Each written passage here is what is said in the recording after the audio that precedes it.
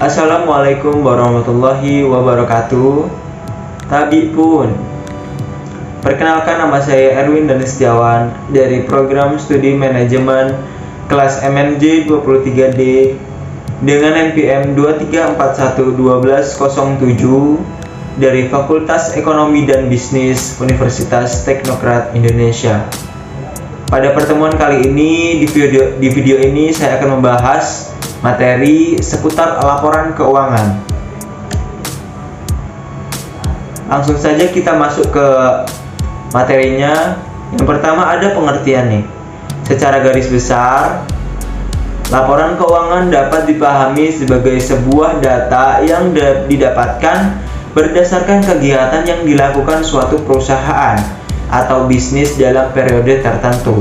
Nah, laporan keuangan juga bisa diartikan sebagai ringkasan catatan yang berisi keseluruhan transaksi dalam periode sebuah perusahaan atau badan usaha.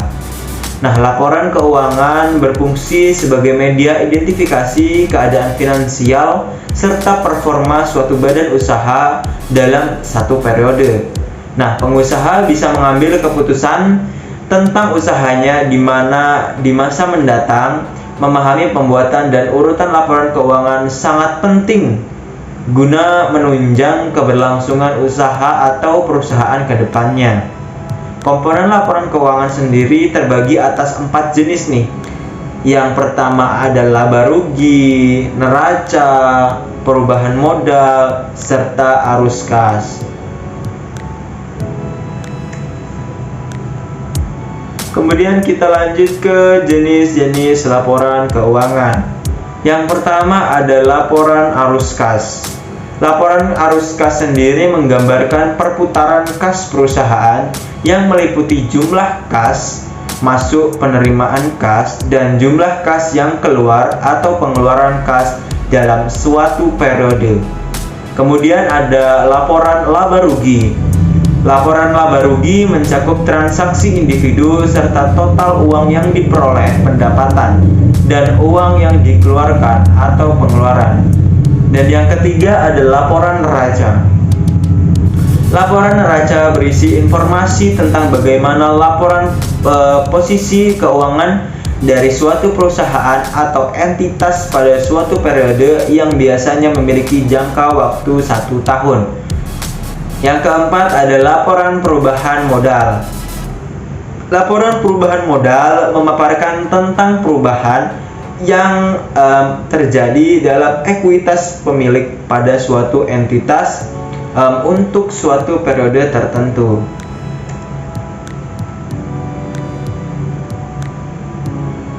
Lanjut kita ke tujuan laporan keuangan. Yang pertama, kita dapat informasi untuk pengambil keputusan.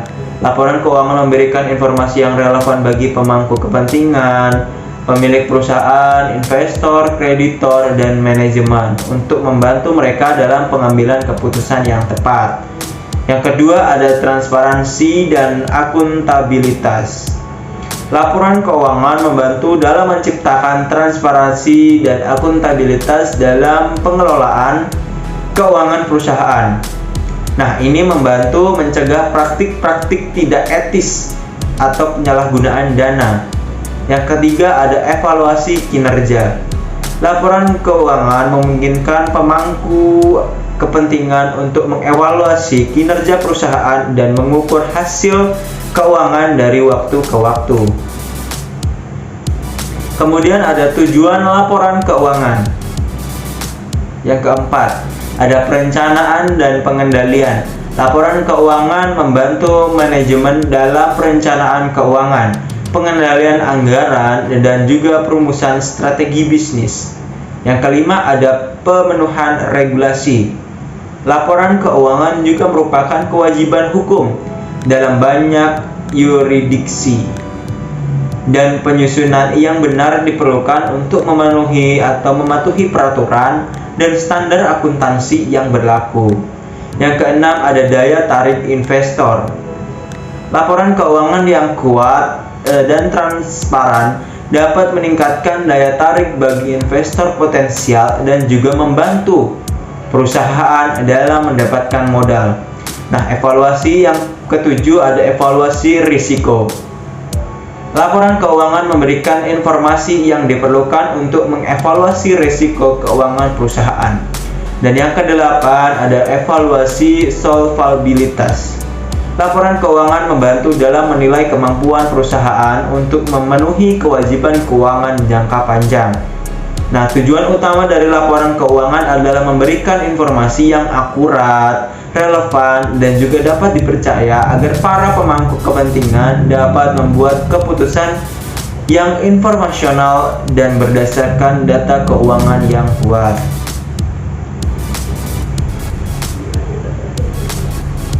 Itulah tadi penyampaian saya mengenai materi laporan keuangan.